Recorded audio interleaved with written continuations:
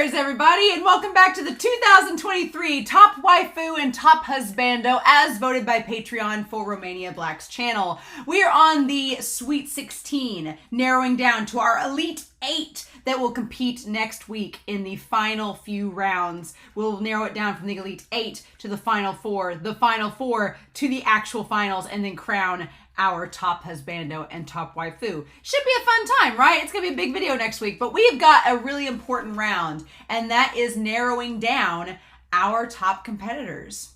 What remains to be seen? Well, we have 16 husbandos and 16 waifus that back in the last fall, I sent a nomination form out to Patreon and had fellow patrons nominate their top waifus and top husbandos based on the series that I have seen on this channel and series that I have read for this channel. So it is a little bit of a more narrow margin than most polls, but still, we had hundreds of nominations, and through series of polls on Patreon, we narrowed it down to our top 64 each. And the last 2 weeks, I've been going over and slowly narrowing it down based on criteria that patrons also chose for me. So it's been a lot of torture that was designed to do so by myself, so I really have no right to complain.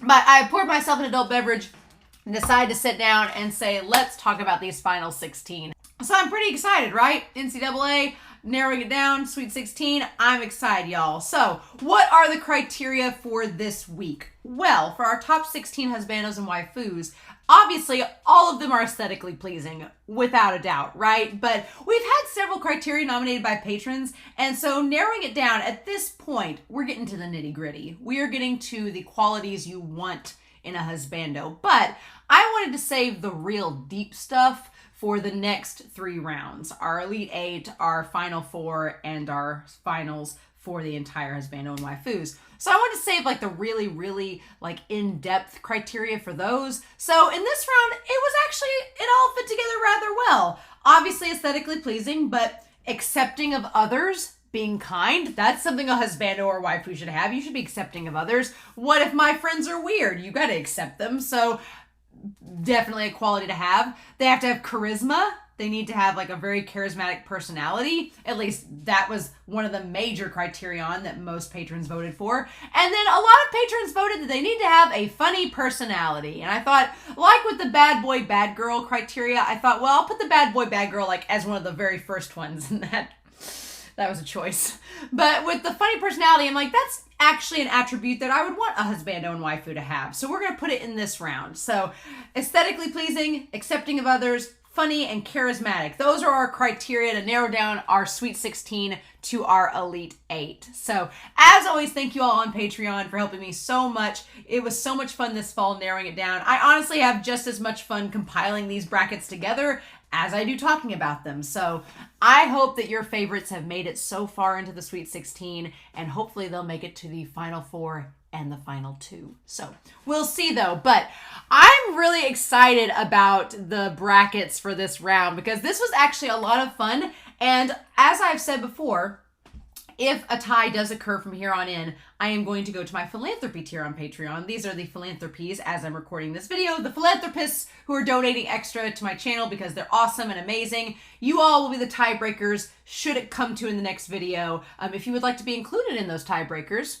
you can join the group as well. No guarantees. I thought maybe I'd have to do a tiebreaker this round, but it actually worked out really good. So I didn't need a tiebreaker for this round, but with the last 3 rounds that we're going to do in the next video, that's a distinct possibility. So we'll see. But in any case, thank you all so much. All of my love, and thank you for your support. Let's dive into our top husbandos. We've narrowed it down to the Sweet 16. And in our very first round, everybody's up for a Reigen sweep, but we'll see where that goes in this husbando bracket. But our first round is Reigen Artaka from Mob Psycho 100 versus Tengen from Demon Slayer. Yeah, I've been really happy that Tengen has gotten up as far as he has. Last year, I had not seen season 2 of Demon Slayer, and so I felt like I didn't know enough about Tengen to really move forward and talk about him. And this season, I know a lot more. Obviously, as I've said before in this video, it's been in the screen at this point, but just to say it out loud, there will be spoilers for the shows that these characters are involved with. So if you've not watched these shows, spoilers abound. Especially at this point in the game, we're really gonna have to get into the nitty-gritty, possibly use some actual examples from the shows themselves. So just so y'all know, that might come up. But Reigen Artaka versus Tengen, both aesthetically pleasing, although Tengen, if you had to give him a leg up, you could say that, but not everybody's into a beefy, muscly guy. Some guys want a baby girl. But yeah, so as far as being aesthetically pleasing, they both definitely fit the bill. Accepting of others and kind. Yeah, Tengen and Reigen are kind of interesting because on the surface, you might argue that neither of them are immediately accepting of others, but it's often a facade. Like, they're kind of weird. Tengen and Arataka are both very weird individuals, and I do think they are accepting and kind of others. They just have to kind of warm up to you, and they don't want to show it at first, but then in their actions, it comes out that they are accepting, and you're like, okay. And you get some internal monologues and flashbacks with both Reigen and Tengen to know that, yes, they are accepting of others, and that they are kind-hearted underneath that more tough or buff exterior, right? So they kind of both fit into that category rather well. As far as being funny, Tengen was hilarious in season 2 of Demon Slayer. I mean, with the smolder, with the banter with his wives, with the expressions, the way that he was just trolling Tanjiro and the others. He was absolutely hilarious. One of the highlights of season 2. And then Reigen, yeah, you may love him, you may hate him, but he is one of the funniest aspects of Mob Psycho 100. Part of the time because he's getting so much shit at him, and part of the time because he's just throwing it right back. Like, the shade, the salt, it's everywhere, and Reigen is one of the funniest elements of that show. So yeah, both Reigen and Tengen, funny personalities, accepting of others, aesthetically pleasing. So then it comes down to charisma. And honestly, they both are pretty charismatic. Tengen is super charismatic, like always on the ball, always quick to act, like always super exuberant and extroverted. And Reigen does the exact same thing. He's a damn con man. He has to. So he exudes enough charisma to last for days. It's so much charisma that oftentimes evil spirits aren't able to affect him. There's so much charisma. The plot isn't able to affect him. There's so much charisma. And honestly, that's really what came down to the difference between Reigen and Tengen. And I know some people are going to be like, you're just supporting the Reigen sweep. And I'm like, I'm just riding the wave, y'all. Y'all started this. I'm just riding the wave. But honestly, here's the thing. Reigen Arataka has so much charisma, he's able to convince actual lethal psychics that he himself is a psychic. If you're able to have so much charisma and balls that you convince other potential deadly threats that you're a deadly threat when you're really not, what can we say to that, right? I've got to cheers that. So, Tengen, my dude, I'm so glad you made it to the Sweet 16. Reigen was a hard sell in this bracket. He is like, when we get down in the nitty gritty, it's going to get crazy. But Reigen has been a formidable opponent, and Tengen, my dude, I can only hope you come back and go further by not facing characters like him. So, Reigen Arataka is going to win and advance to the Elite 8, but tough round. It really came down to that plot charisma, the plot device. Next up, we have Jeha from Yona the Dawn, rising the ranks, our 14th seed. He is our lowest seed to make it this far, which is really crazy, right? Our lowest seed to make us this far. Jeha, our 14th seed, against Odasaku, our 7th seed from Bungo Stray Dogs. Whew, I said that this wasn't a hard bracket at this point, but it really was. The decisions were easier to make in the end, for better or for worse. But I love Jeha and Odasaku both. They're some of my favorite characters in both of their series. And I'm glad Jeha has made it this far, especially after I've read so much of the manga and the anime and know more about his character. But yeah, Jeha and Odasaku, obviously aesthetically pleasing. They are accepting and kind of others. I would say, much like the last round, Odasaku and Jeha, it can be kind of hard to discern that at first, because Jeha puts up this front of being oh, I'm just a loner. And Odasaku puts up this quiet exterior as well. But once you dig just a little bit beneath the surface, you instantly realize that both of them are very accepting and kind of others. I think of the examples of Odasaku with Dazai and with Jeha and Yona. Both of them treat the main characters with such care and consideration in those series that it really is special, right? I would say Jeha does have a little bit of an upper hand because he's in the series longer. So it's kind of a shame he's in the series longer and he spends less time as a loner. So I do think we get more with Jeha in terms of that criteria, but I would give both the benefit of the doubt of being kind to others. As far as being charismatic, I would say that they both have a lot of charisma. I mean, Odasaku is able to hold his ground with anybody else in the Port Mafia, right? He's able to instantly hold his ground. Jeha is as well with the dragons, with Hawk, with Yona, with anybody. Even with Suwon, Jeha is able to hold his ground steady and prove himself to be highly capable. So, I feel like we get a roundabout with all the characters showing respect and consideration for both Jeha and Odasaku based on the charisma that they have and the fact they're able to socialize so well with their fellow characters in their series. So then it comes down to being funny. Funny personality. Jeha's hilarious. Jeha works so well off so many characters in the series. He's a great foil with Kija, one of the dragons. He's a great foil with Hawk, one of the main characters. He's a great foil with the antagonist. Jeha is able to be a hilarious foil and a hilarious counterpart to so many characters in the show. And he's just like this effortless, cool, this suave. He oozes this like sexuality to him, but it's almost like an inside joke because he's not really a womanizer and he's not really like, you know, an uber sexual person. He just like rolls with it, right? Because it just seems natural for him. And it's just hilarious. Odasaku, I feel like a lot of funny situations happen around him, but Odasaku is not usually the one causing the funny situations. Usually with him, it's Dazai that causes the funny situation, right? Or Fukuzawa, if we're talking about season 4. Or it's the situation with Mori surrounding him, Mori playing with Elise. Like, there's funny situations happening around Odasaku, but Odasaku's a pretty solemn character. That's not a bad thing. He's my favorite character in Bungo Stray Dogs, so I love that about him. But describing him as funny,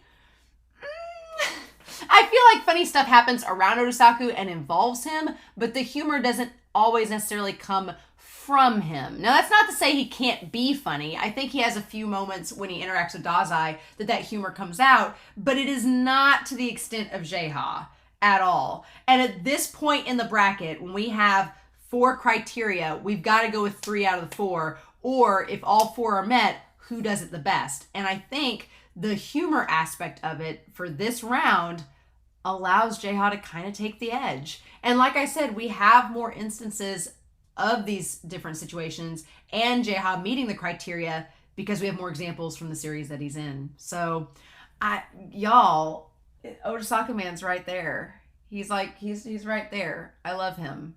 He's my favorite character of Bungo Stray Dogs, but I gotta be fair, and based on the criteria, I'm giving it to Jeha. Our 14th seed has risen from the ranks to make it to the Elite 8. Odasaku, my dude, I love you. You're my favorite Bungo Stray Dogs. You'll be missed in the Elite 8. Maybe next year. Hopefully next year, right? Next up. Whoo! Speaking of rising through the ranks, we have Akihiko, our 13 seed, right up there with Jeha. Against Hua Cheng. I feel less bad about the decisions I made leading to this point because I look back at all the competitors that would have had to face against Hua Cheng, and I don't think they would have had any better of a chance than Akihiko. I don't think they would have had any better of a chance. The only one, surprisingly, is Aaron. I was thinking about that today. I'm like, Aaron might have gave Hua Cheng a smidge of an interesting run, but I don't think it would have mattered in the long run. I think it still would have ended up the same way, right? I love Akihiko, and I think Akihiko has done a great job of standing up against his competition up until this point. But y'all, Akihiko is funny. He's a very humorous character. And he has some charisma. He's aesthetically pleasing, and he is accepting of others and kind. Hua Cheng is funny and has charisma for days, for centuries. Hua Cheng is maybe the most charismatic character on this bracket. He just oozes confidence, charisma. He's hilarious. Like, there's some... MXTX likes to play with a lot of dark humor in Heaven Official's Blessing, and Hua Cheng is no exception to the dark humor, right? But here's the thing. To be fair, even though Hua Cheng, like, excels in charisma way over Akihiko, I feel, and Akihiko and Hua Cheng are both funny in their own respects to their series, so to be fair, they both check off those boxes. It comes down to being accepting, as well as Hua Cheng aesthetically pleasing, and Akihiko as well, but being accepting and kind.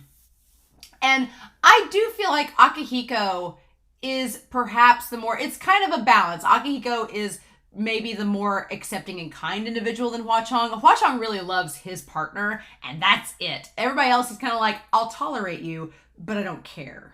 But that doesn't translate to being mean or evil. You could translate it as to being accepting. He's like, I accept you share the space with my one and only. I will tolerate it. That's kind of where he is, right? And so I do think while Akihiko has a little bit of an edge over Hua Cheng in terms of being accepting and kind, I do think Hua Cheng is funnier than Akihiko. Sadly, I know Given fans, if you like Given, go read Heaven Official's Blessing. You will love Hua Cheng. But I do think he is funny. The situations he's involved with are hilarious. And that charisma, if I think of, Hua Cheng can pull off that personality so well. So far in the novel, from what I've read of Hua Cheng, yeah, there are moments where he's not perhaps as accepting or as kind, but I feel like he makes up for it much faster and much easier in the novel than Akihiko. Akihiko does some things in the movie that turned a lot of people off of his character. A lot of people off his character. And there are still people that don't like him and Haruki together because of those actions. I don't know really anybody that doesn't ship Hua Cheng and Xie Lian. I don't know anybody that doesn't ship them together. I know a lot of people from the comments that don't ship Akihiko and Haruki, and it's because of their actions in the story related to that acceptance and kindness. And it's not just acceptance and kindness of others, it's acceptance and kindness of yourself. And I think Akihiko can struggle with that a lot. So it was really tight when you get down to the nitty gritty. On the surface, you'd be like, oh, Hua Cheng, easy. But it was closer than you think. But in the end, I had to give it to Hua Cheng because I think that he just kind of excels a little bit more in all the categories than Akihiko does. But Akihiko, my dude, you gave it a run, and I'm so proud that he made it this far. I don't regret my decisions getting him to this point, but then when I sat down and formulated the bracket and went, oh, you're going up against Hua Cheng, well, it was a fun run while it lasted. Next up, we have Old Ash Lynx from Banana Fish versus Yuta from Jujutsu Kaisen. Yuta has risen up the ranks too. He's our 10 seed. At this point, he is also the lowest seed to come up against one of the higher seeds. Ash Lynx was our 3rd seed. But this round was probably the easiest for me to honestly rank. Because, Ash in this category in particular is a total package.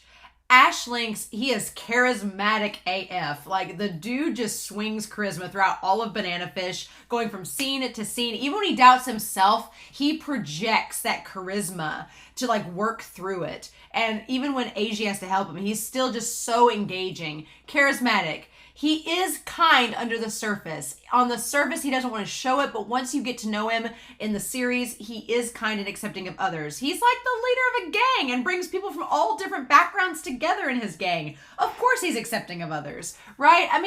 If you're in a rival gang or you're Arthur or, Dino, but there's reasons behind that, right? But he is also hilarious. Like, Ash's humor, he brings this kind of dark humor to the series that at times when it gets really, really dark and grim, can kind of provide a little teensy bit of levity. And he's just the more of the full package. Yuta's problem at this point is that I've only seen him in the movie. I've not seen him in the manga, and I've not seen him in season 2. I'm obviously going to watch season 2 when it comes out this summer of Jujutsu Kaisen. I'm assuming he's going to be in it. And so by next year, there may be more details, kind of like with Tengen. I feel like at this point, Yuta is my Tengen. I know so little about Yuta that I really just need more. And I feel like next year I'll get that. But this round, Yuta just got put up against a hard opponent because Ash was just the guy to beat in this round. And he's going to advance on to the Elite 8. Now, as far as hardest rounds in this bracket for this particular video, this one may be it. Lan Wangji from Modazushi versus Levi Ackerman from Attack on Titan.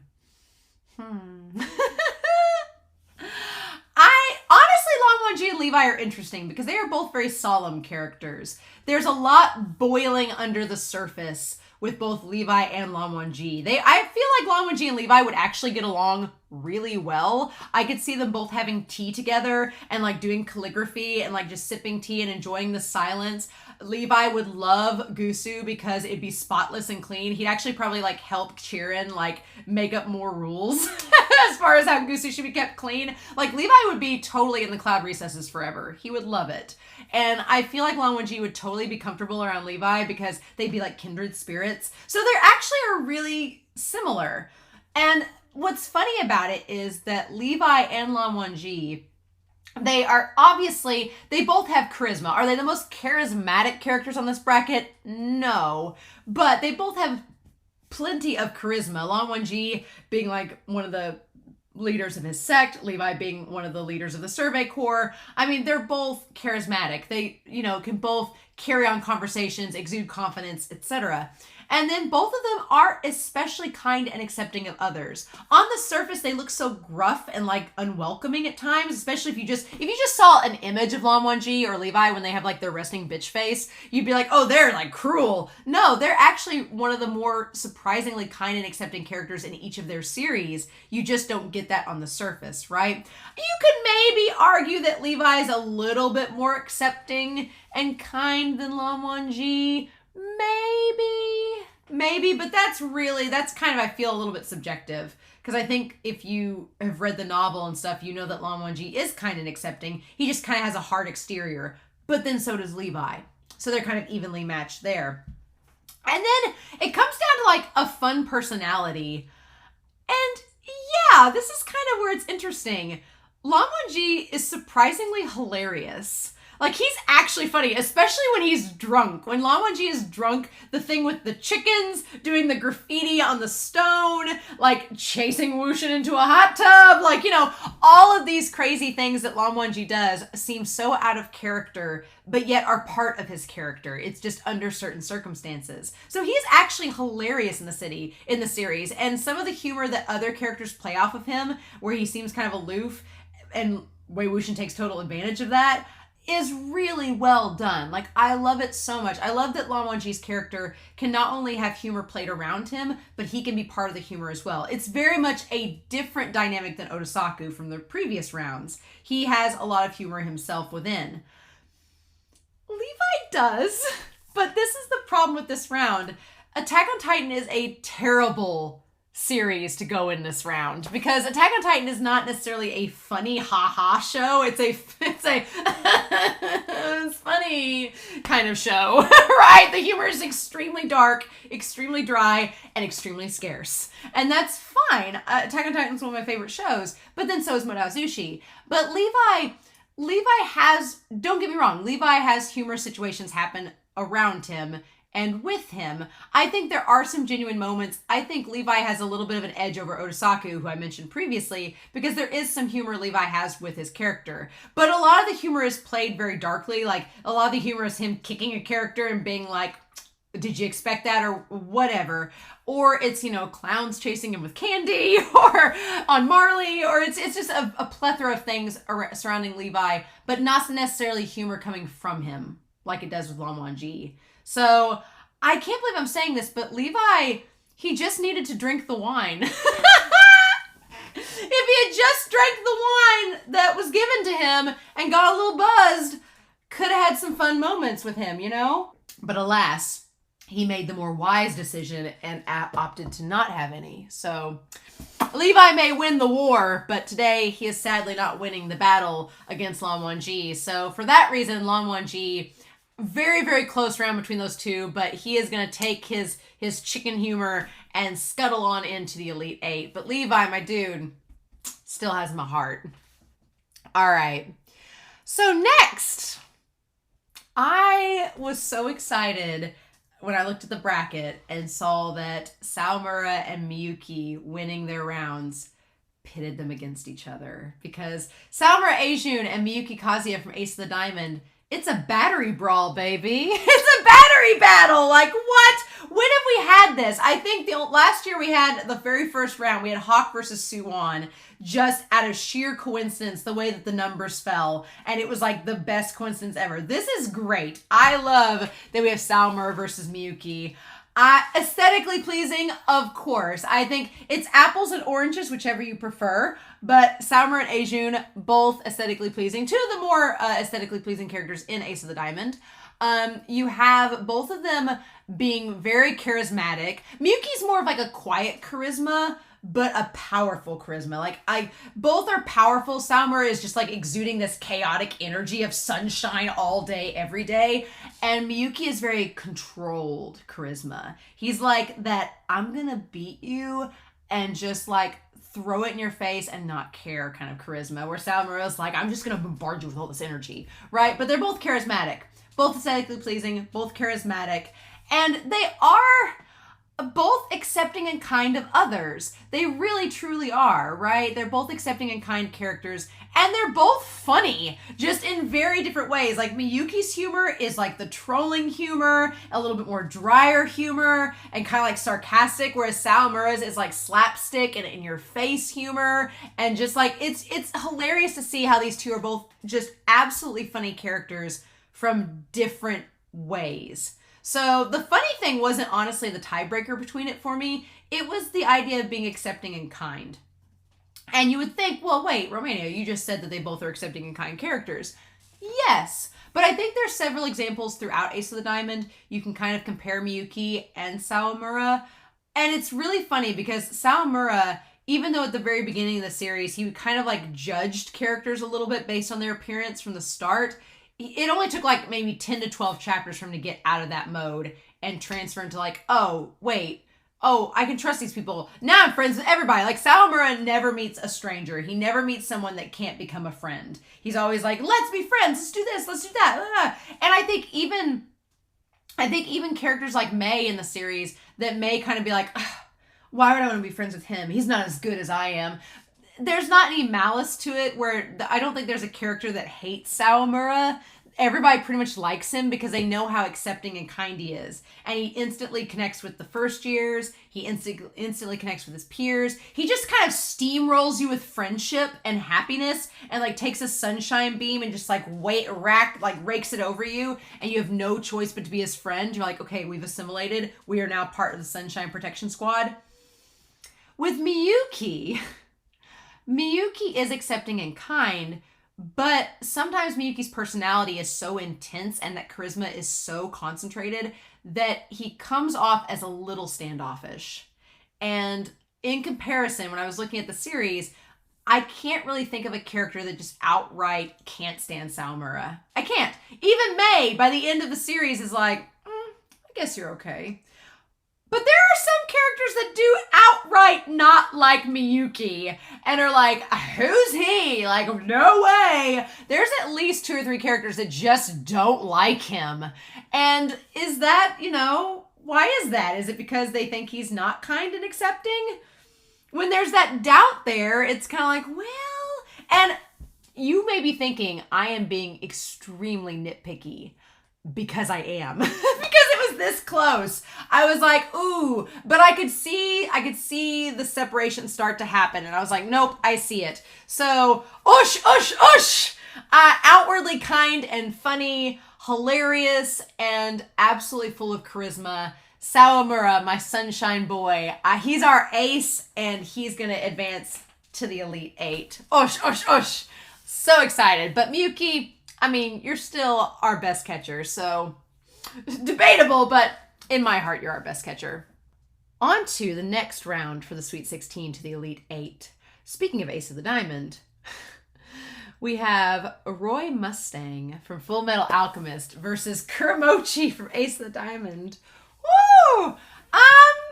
This is a hard round for Kuramochi because Kuramochi, despite being very prevalent in Ace of the Diamond, he is still a little bit more relegated as a side character, even though he gets a lot of screen time in the series. So I almost lament to call him a side character. I guess, oddly enough, Kuramochi is a side character in the same way that Roy Mustang is a side character. But I feel like there's a lot more substance in the series with Roy Mustang. We have a lot of charisma from both Kuramochi and Roy Mustang. And I would say both characters go through some periods of self-doubt, but they both come out of their situations with that charisma. You could argue that they both are accepting of others in kind. Kuramochi has to be roommate to Sawamura, so that involves a lot of that. And both are funny. I mean, you got your mini skirts jokes with Roy Mustang. You've got like the cheetah laugh with Kuramochi. So it really comes down to, okay, well, they both kind of check off the boxes themselves. But I'm like, do I really want to put this up to a poll? Because I think if I'd put it up to a poll, Roy Mustang was going to win anyway. But I was like, no, I want to try to solve this without and see if we can.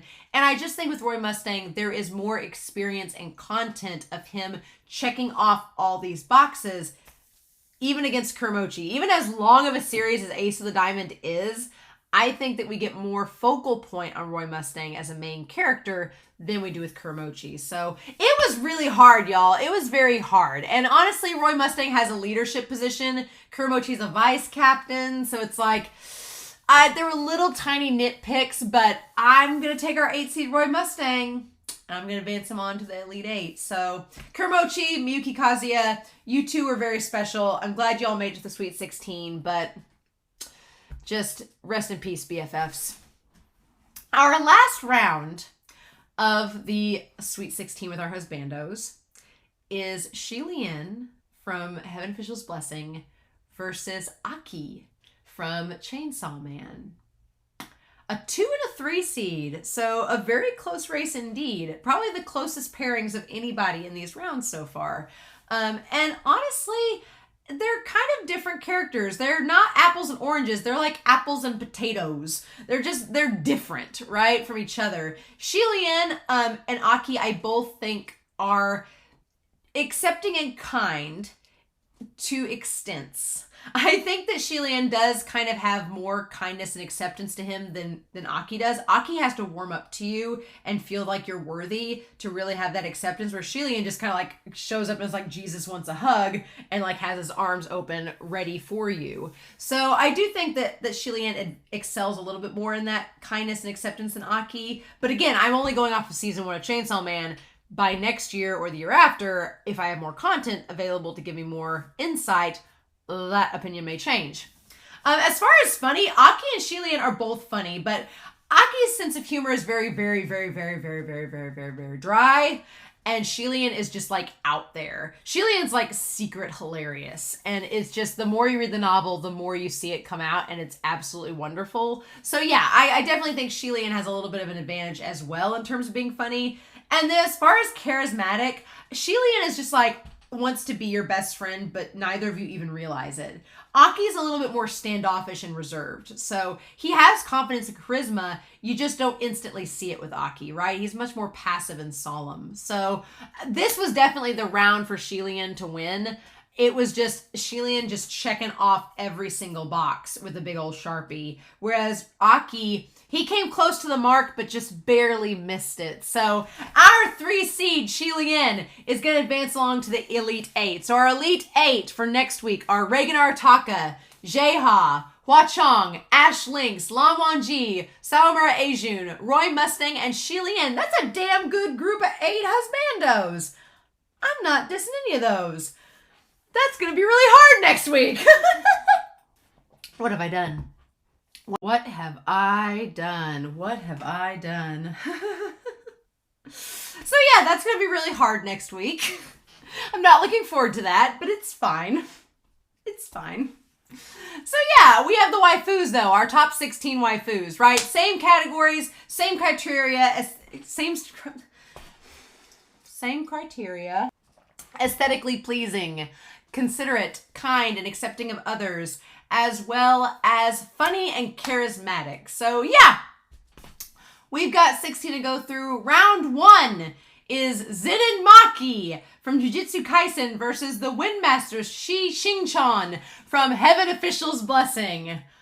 Oh, I would say out of all the categories in this bracket, it may not be the most controversial, but for me, this was one of the most scandalous to talk about, because this is the Windmaster's very first time on the bracket. And for many people, they don't know what Heaven Official's Blessing is. They may not know about the Windmaster. So I feel obligated to share some insight into the Windmaster, because I feel like Zen and Maki is the more popular character in this round.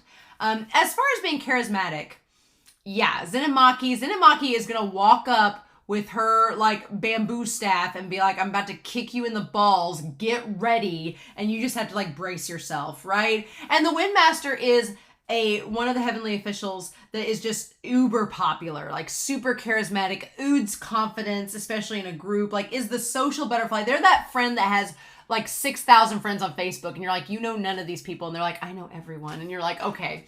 So it's one of those situations. The Windmaster has so much charisma for days. And Zenimaki is charismatic. Now, is Zenimaki like an extrovert, like so charismatic, they're like exuding it all over the place? I feel like it is, only it's concentrated different means. Zenimaki has a mission to go out and be a clan leader. And the Windmaster has a mission to just be popular and be like the heavenly official that is in the know with everything. So they have their own objectives and they both use charisma to achieve those. So I think they're pretty on equal footing as far as that is concerned. Now, as far as being accepting and kind of others, yeah, I would say that while the Windmaster maybe excels in charisma a little bit more in their own way, Zenimaki kind of excels in acceptance and kindness in their own way, because you wouldn't think Zenimaki is super kind and accepting on the surface, but yeah, they kind of are. You know, they don't really judge people a lot, at least in season 1 of Jujutsu Kaisen, and my dog's like tearing into the carpet. They don't judge too much. They're pretty accepting and kind. They give their sister a hard time, but overall, they're pretty accepting of others. And that's really cool. And we see in the movie that Maki is accepting of others as well, whether it's Yuta in the movie, whether it's Yuji in the show. They're pretty accepting individual. The Windmaster is accepting and kind. It just takes them a little bit to warm up to you. Like, they have to warm up to you and feel like you are kind of worth it. But then once they do, they're like, oh, we're best friends. Like, so they are accepting and kind, right? And then it comes down to being funny. I feel like this is Zenimaki's Achilles heel. Like the bad boy and bad girl was for Nanami in the first round. Because I don't consider Zenimaki funny. Not like the Windmaster, no. The Windmaster is like telling a joke a second, is like commanding the party, is the hostess with the mostest, can transition between a male and female body, like can do all the tricks of the trade. Like the Windmaster is like the absolute partier, party planner, and party host extravaganza. And they're going to make sure you're having a damn good time, and they're going to be hilarious alongside you. Some of the funniest moments in the series so far with Heaven Official's Blessing have involved the Windmaster, and the humor has been caused by the Windmaster themselves. So, there is that. With Maki, I can't say they're funny. I mean, Maki has some humor associated with their character, but they're not like not to the extent of the Windmaster, right? Not to that extent at all. I think there is some humor associated with Maki, but it's more situational humor and not exactly humor that they themselves bring out into the story. It's just happening to them.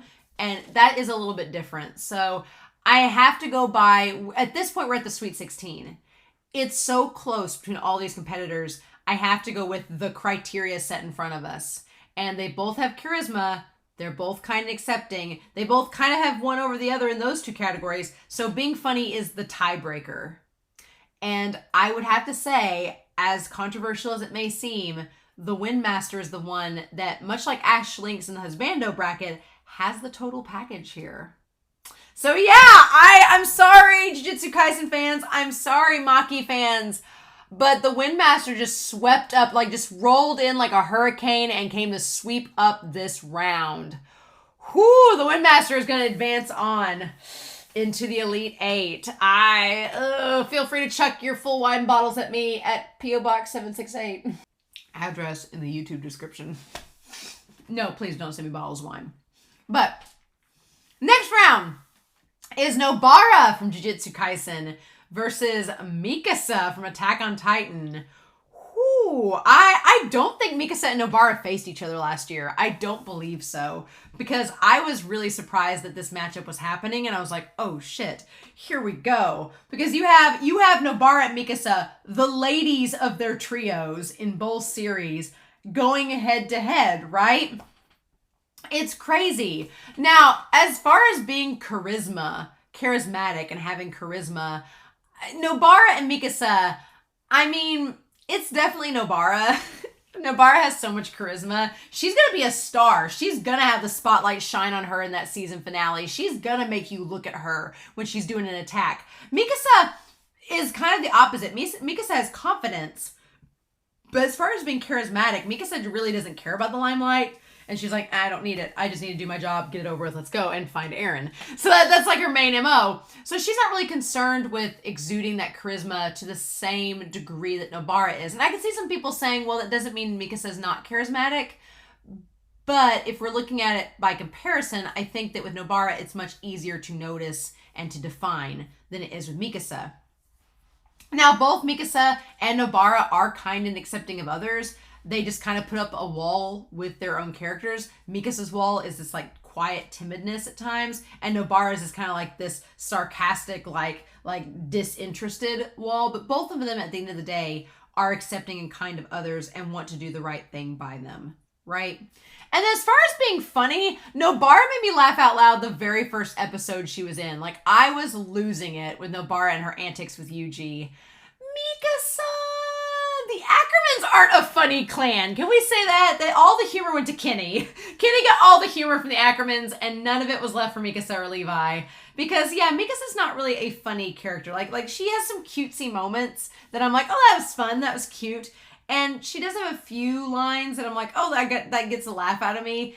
But she's definitely more emotion, and she's definitely more emotionally driven and not necessarily funny like Nobara is. Nobara's hilarious in Jujutsu Kaisen. Her antics with Yuji and Fushiguro are amazing. Whereas Mikasa just kind of gets a little bit more somber. And obviously the events of Attack on Titan are different than Jujutsu Kaisen, so there are reasons. But for the criteria in this round call for funny, charismatic, and accepting kind of others. And when you have Nobara and Mikasa being both accepting of others and charismatic in their own ways, then it comes down to the funny. And I gotta give it to Nobara. Nobara, she checks off all the boxes, and our third seed advances to the Elite Eight. But man, the Ackermans, this was just not their round.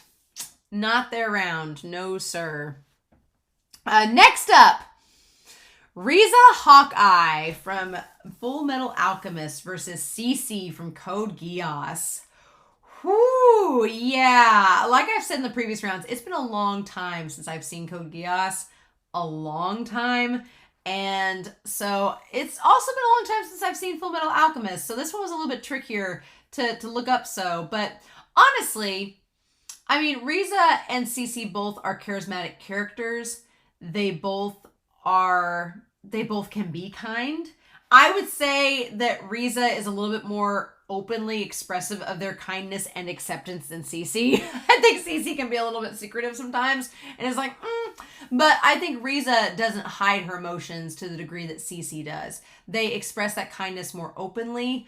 I think both are funny. I personally think Riza is more funny, but I didn't want to have that personal bias there. So I would say both of them are funny, but in the end, what sold Riza for me is just that open acceptance and kindness that she can exude in the series that I don't remember seeing from Cece. So this was a tough round. This was kind of a more odd obtruse round, but I'm going to go with our number one seed, Riza, to advance into the Elite Eight. Okay, so we actually have 2 11 seeds that are still in the waifu bracket. Not as low as the 14th seed Jeha and the Husbandos, but 2 11 seeds, which is pretty crazy. This, again, like I said in the last bracket, I'm very glad I've watched as much Monster as I have, because it's Nina Fortner versus Makima. Nina Fortner from Monster versus Makima from Chainsaw Man. Makima has gotten this far on her charisma alone. So obviously Makima's got tons of charisma. Tons. Charisma for days. And Nina, from what I've seen, she has a lot of charisma too. She is bold. The girl is not afraid to be fierce and bold. And I love that about her. But this is where things branch off in entirely different directions. Makima has been able to ride the wave of this bracket so far because she's been extremely competent. She's been smart. She's been protective, but would we describe Makima as kind and accepting and funny? And if so, do we think she's as kind and accepting and as funny as Nina?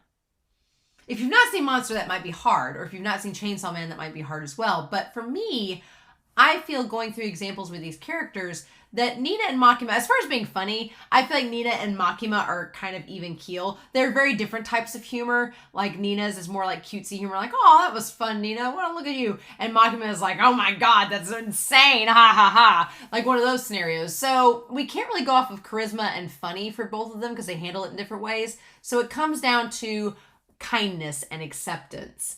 And Nina, we've had several episodes so far that have given Nina examples, like Nina with Aisha, Nina with Rosso, Nina with Mueller. Like we've had scenarios where all three of those characters were characters that could have maybe not been accepted or not been treated with kindness by Nina, but she did treat them with it regardless. Would Makima have treated those same characters with kindness? I don't think so. I think she would have, and we're done, and moved on to the next thing. So I don't think Makima has, I think Makima has the capability of kindness and acceptance, but I don't think she does it nearly to the extent that Nina does, or to the quality that Nina does as well. So our 11th seed, Nina Fortner, is going to advance on to the Elite 8 from Monster. I'm so glad a Monster character's made it this far. Makima, you did really good to make it this far as well, girl, but that scariness can only last you so far in the waifu bracket before it comes back to bite you. Speaking of double M's, speaking of Makima, we have 2 M's in this next round. Misato from Neon Genesis Evangelion versus Mirko from My Hero Academia. Yeah, this one was rather interesting. I would say that Mirko and Misato are both extremely charismatic characters. They like ooze charisma. Makima's walk has been a damn meme. That charismatic boss girl walk is like a meme in every anime. Just bar none. And Mirko is super charismatic as well. Like carrying half a season of a show on her own shoulders isn't easy work, right? Shit's hard. So I'm glad that Mirko has gotten as far as she has and can exude that charisma the same way that Misato can. As far as being funny, both characters are funny in their own right. I think Misato gets the upper hand only because we have more content with Misato and less with Mirko. But I think if we had more with Mirko, she would be equally as funny. I think so. And so then it comes down to being kind and accepting. And again, Misato and Mirko, both kind and accepting of the characters around them, right? 2 degrees. I mean, Gendo has a shady element to him anyway, so reserve the right to be kind and accepting around him. But yeah. So it really comes down to which character I feel of the 2 displays it better. And I think we just have more examples with Misato. I think especially in terms of being charismatic and funny, having that iconic walk, like just showing up on the scene and just commanding and having such a presence. Mirko has that, but I think that Misato has it just a hair more. Get it? So Misato, because of that, she is going to advance on to our Elite 8. So yeah, speaking of number 11s, we had 1 seed a few rounds ago, and now we have the other. Yoruichi from Bleach, our 11th seed, versus Wen Qing from Modao Zushi. Ooh, Wen Qing. This was not a good round for you. Because Wen Qing's character, while she can be funny, she's involved in one of the darkest parts of the story. And in that part of the story, there's not a lot of humor. Not a lot whatsoever. So Wen Qing kind of has the horrible undertaking of having to be a character in a really dour and depressing part of an otherwise pretty humorous story. So there's not a lot of funny with her character, unfortunately. I still like Wen Qing a lot, and I think that her sarcasm can kind of be seen as endearing towards her brother, but funny, not so much. Yoruichi, on the other hand, hilarious. Her banter with Ichigo, her banter with Urahara, it was just joke after joke after joke during the Rescue Rukia arc. I love Yoruichi for it. She gets like the goat on Byakuya. What more can we ask for? Yoruichi's hilarious. Charisma for days. Just exuding it all over the place. I feel like Wen Qing is charismatic as well. Don't get me wrong. But Yoruichi is just like, she just takes off her shoe and it just all like wafts into the air, right? Yoruichi just having so much charisma, so much humor, and she's kind and accepting, right? She goes off with Urahara. They abandon Soul Society together, for the sake of these others tainted Shinigami. So, I mean, how can we say she's not accepting and kind, right? So I feel like Wen Qing, much like a similar round in the last bracket last week, Wen Qing is like checking off these boxes, but Yoruichi's like got a paintbrush and is just like brushing over with her own marks. So our 11th seed Yoruichi is going to advance to the Elite Eight. I'm glad we got an old school girl up in there. It's a lot of fun. I said in the last video, and I'll say it again, I have been looking forward to this round so much. Because I've already decided, it's been decided already. Someone was asking me in Discord, they were like, no more dual entries next year. I hear you, and I agree. I think that it is cool that Bond, Reigen, and Xie Lian made it into both the waifu and husbando brackets, but as I was starting to plan out the brackets and as I was starting to put things together, I had the slow realization that if we don't do this right, then it could be possible that both the waifu and husbando brackets will end with Xie Lian versus Reigen Arataka. I figured Bond would be out just because I have the least amount of content on Bond, but which ended up being the case. But I was like, if we don't, get this right, we're going to end up with two brackets that are exactly the same. Luckily, the waifu bracket had Reigen and Xie Lian much lower than the husbando one. So the seeding was different, right? But we've made it to this point where in the Sweet 16, it's our 8th seed, Xie Lian, versus our 4th seed, Reigen Arataka. So we're getting out of the way early. We're getting it out of the way early. Just getting it done now in the Sweet 16 before we go any further. One of these possible nightmare fuel options. So with Xie Lian and Reigen, the question kind of becomes, okay, what do we do? Because both of them are funny in their own ways, both very hilarious. Like I said, with both of them before in the husbando bracket, they're hilarious in their own right. Easily some of the funniest aspects of the series. So then we've talked about them both being kind and accepting. That's been the case. And so then we've also talked about how they have lots of charisma. So I would argue that it's funny, at this point in the story where I'm at now, I would say that maybe Reigen has more charisma than Xie Lian, only because Xie Lian's doubting themselves an awful lot. I think if Xie Lian was like at full capacity, full confidence, no question. But right now they're kind of questioning themselves. So at this point in the story, so Reigen kind of has a little bit of a benefit on the charisma. But then as far as being funny and kind and accepting, I feel it's pretty even keel. But here's the kicker. In the novel series, I feel like Xie Lian goes above and beyond in all the categories in spades. Like 800 years worth of spades. And Reigen just doesn't have that much evidence to show that they would be better than Xie Lian. So if you were hoping for a Reigen sweep in the waifus, not this time. No, Xie Lian, our sweet bean. Xie Lian is going to advance to the Elite 8 of our waifus, as he should. As he should. But Reigen, it's all right, man. You made the Sweet 16 of the waifus, and you still have those bandos to attempt a sweep for. But yeah, our final round of the waifus goes to Ray from Ace the Diamond and Olivier Mira Armstrong from Full Metal Alchemist.